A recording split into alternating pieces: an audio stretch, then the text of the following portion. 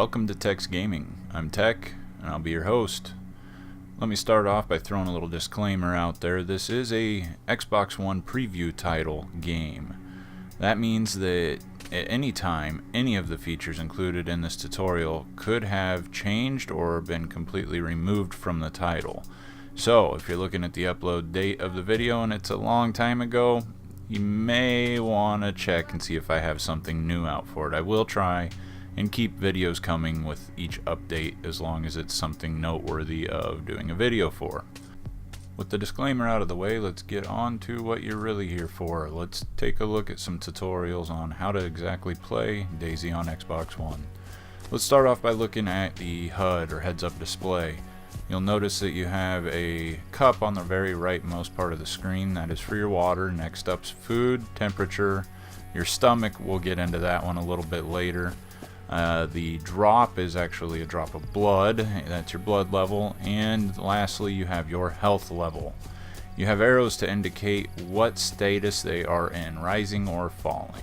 When you first spawn in, your number one priority is going to be food and water. You're probably going to spawn in with a state of yellow on your food and or water, and you need to quickly replenish that. Fastest way to do it is going to be to find a well and drink some water or find some kind of food somewhere. At wells, you can fill up containers such as the cooking pot or a PET bottle or PET bottle so that you can have some water along with you for the ride. Also available are cans of different drinks, pops, sodas, beer is even one of the included ones, and that's a quick and easy find. Moving into food department, we are going to be discussing how to open a can. You will find canned goods all over the map, and the only one that can be opened on its own is a tuna with a pop tab. Other than that, you will need some kind of a sharp object such as a knife or an axe. Either of these will work. Once you have the can in your hand, you simply push B on the knife and you get a prompt right out of the screen that shows you to hold to open the can. Now, best bet for you to use though would be a can opener. Reason being is if you open a can with an axe, you're probably not going to have a lot of the contents left in the can when you're done. Can opener is going to be your better bet, however, leaving most of the contents in the can after it has been opened. Once you've got those down, maybe it's time for some hunting. There are a select few animals that are currently in the Xbox One preview build. So far, we've ran across pigs, sheep, cows, wolves, and chickens. Now, as I said earlier, there is something to be discussed when it comes to the stomach on your HUD. Currently, there are no in-game diseases that I'm aware of. It will come in eventually at some date, and that will be something to watch out for with raw meat or drinking from a stream or anything that might be contaminated. Could give you some kind of sickness. At the current moment though, none of that is really there, so eat up to your heart's content. The meat's not going to get you sick. You will need a knife so that you can cut up whatever you have shot into the steaks or whatever the meat may be. If you want to, there is a way to cook. You could build a campfire and do that, but maybe that'll come in a later video and show you guys how that all works. Next up, we're going to discuss how to do a little bit of inventory management. Right now what I'm doing is selecting different items from my inventory and putting them into the quick slot menu. The quick slot menu is accessed by hitting right on the D-pad. Doing that will allow you to quickly move between items in your inventory without having to worry about going into your inventory. This definitely helps out when it comes to fighting zombies or other players. It's easy and quick to grab your weapon out, whether it be your melee or your gun, bandages, some food, whatever it is that you want quick access to. Definitely set it as a quick access slot. How you do that is you go over it in the menu, press N on your left thumbstick, and that will bring the wheel up, and then you press A to set it to an empty location.